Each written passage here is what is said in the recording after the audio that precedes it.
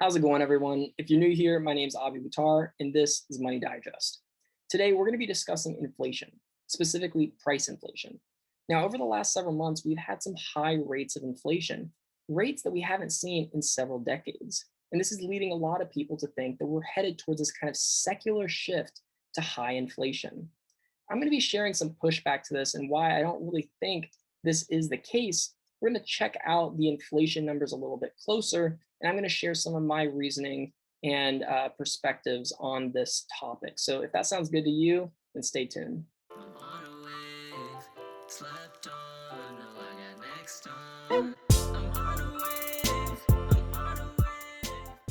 Before we get into these charts, I want to preface this conversation by acknowledging that this inflation, this price inflation, is really impacting people in a real way. It's impacting their cost of living and their purchasing power. And I don't want to dismiss any of this at all.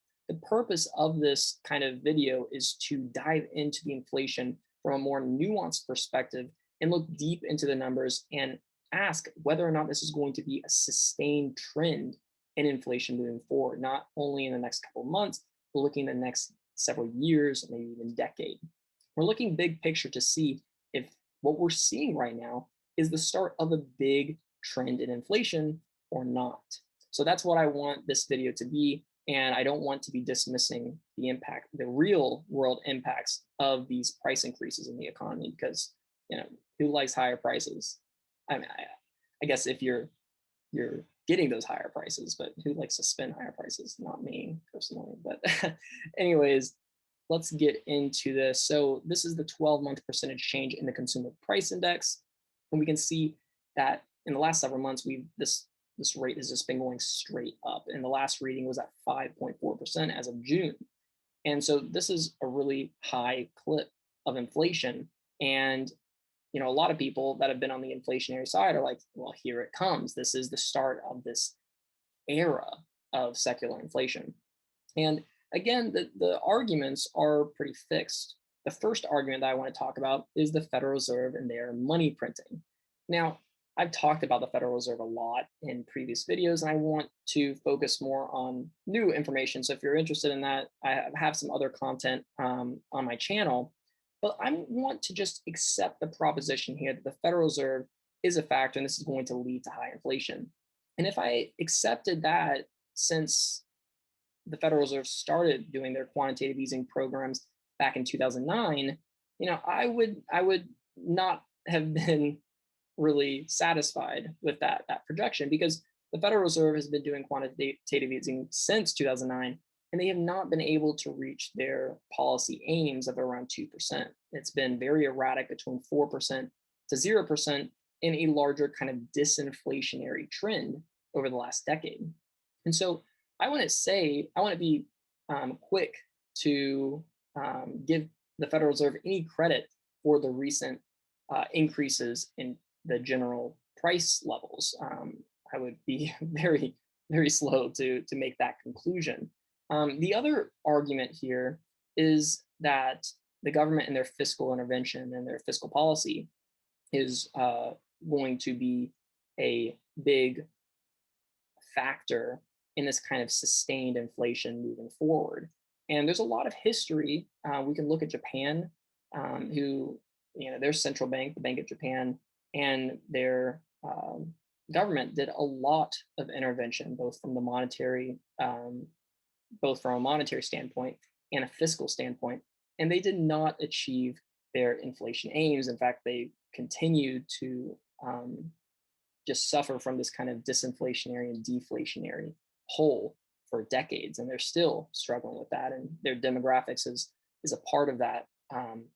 But here in the U.S., we've also done a lot of fiscal policy. We did fiscal policy at the end of the financial crisis, or around the financial crisis. We had the 2018 tax cuts, and we've had 2 stimulus packages in the last year.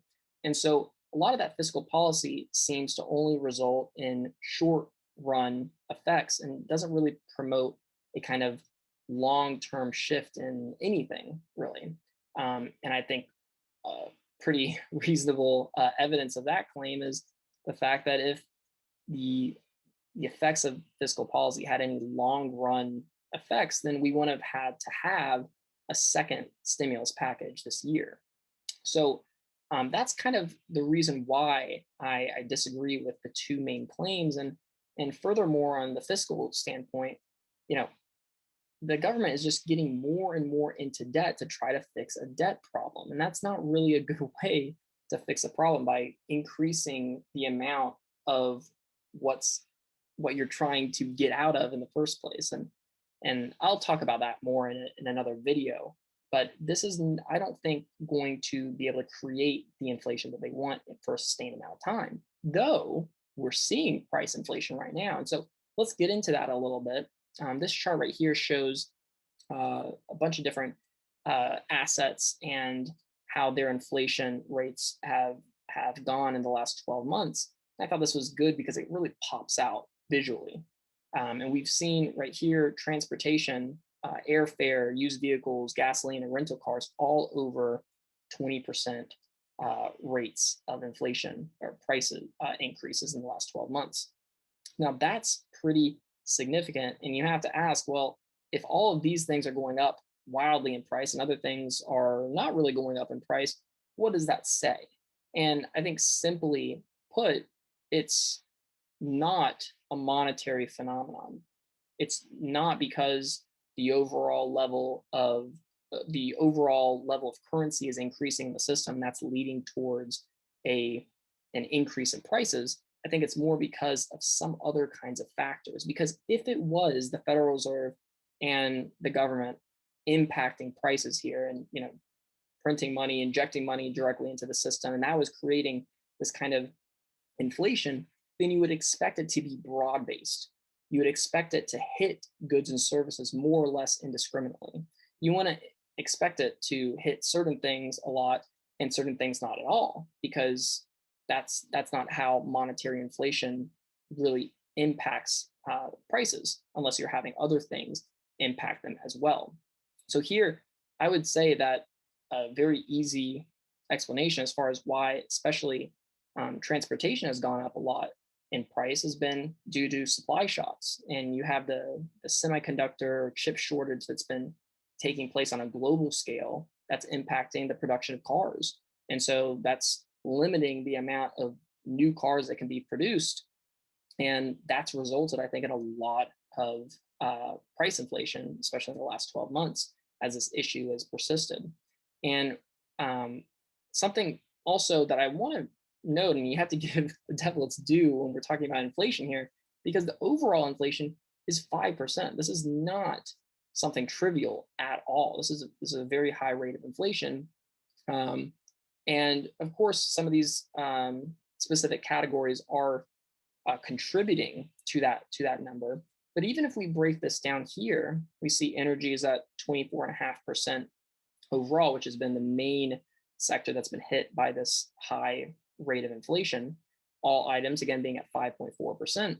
But if we look at core inflation, which excludes food and energy, we're still at 4.5%. This is substantially higher than we've seen in recent history. You can see here that the Federal Reserve and all of their quantitative easing over the last decade was not able to get us over 4% once.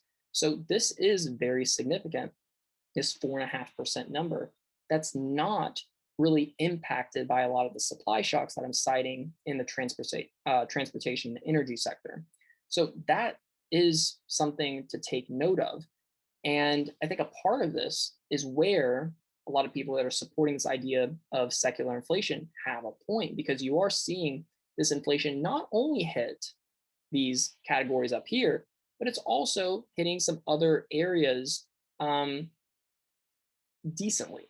You're seeing pretty sustained, or not sustained, but pretty broad-based inflation, considering what you've had before, right? And so I think the best explanation for this, or the most reasonable explanation that I've come to think of, is that you are having some of these short-run effects from fiscal policy that is hitting the system. And it's important to remember that inflation is a lagging indicator. So it's not something that's going to tell us anything about the future, but it's telling us what's happened in the past and how prices have increased and possibly why that's happened.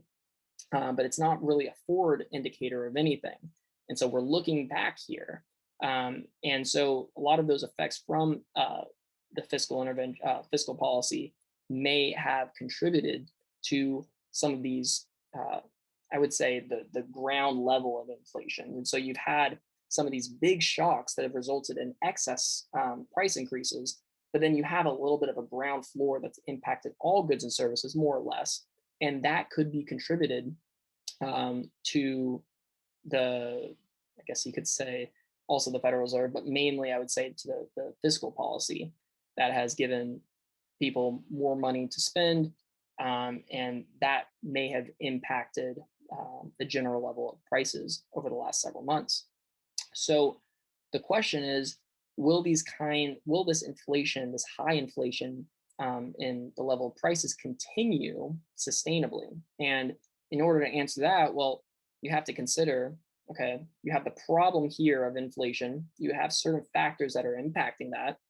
If you expect those factors to persist and exist in the future, then you would expect these kinds of price increases to continue. But given the fact that I think that a lot of these supply chain issues should resolve themselves, I would be very surprised if we continue to see a lot of these categories shoot up in price, because a lot of these things should be fixed at some point. But if they aren't fixed, then you could continue to see these kinds of price increases moving forward. But do I think this is something that is going to impact the long-term trend in inflation?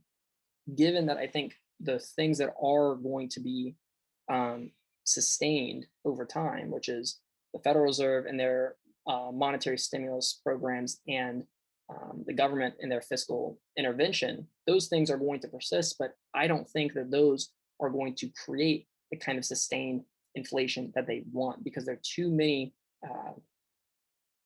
too many kinds of structural impediments in the financial system and in the monetary system that prevents a lot of that inflation to actually get out into the real economy. And at a certain point, I do think that the government is going to face kind of a hard place, because the more that they get into this debt hole, the harder it's going to be to get out, and the less attractive that these kinds of policies are going to be moving forward, because of the diminishing returns of taking on more and more debt, and the less that actually promotes economic productivity, which is what they also want in order to get out of this hole, because they need GDP, real GDP, to actually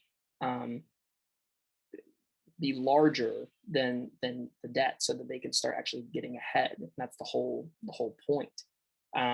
So that's my reasoning as far as why I don't think that we're starting this kind of secular inflationary trend, and that I think a lot of this is short run impacts by supply shocks and different things that have kind of left the economy in disarray. And there have been so many impacts from COVID, and the consequences of those are absolutely immeasurable. And so it's really, really hard to isolate any of these variables and say, oh, it's this that impacted prices, or it's the Federal Reserve, their policies that they've been doing for over 10 years. They're finally working. They're finally creating the inflation. I don't really buy those personally.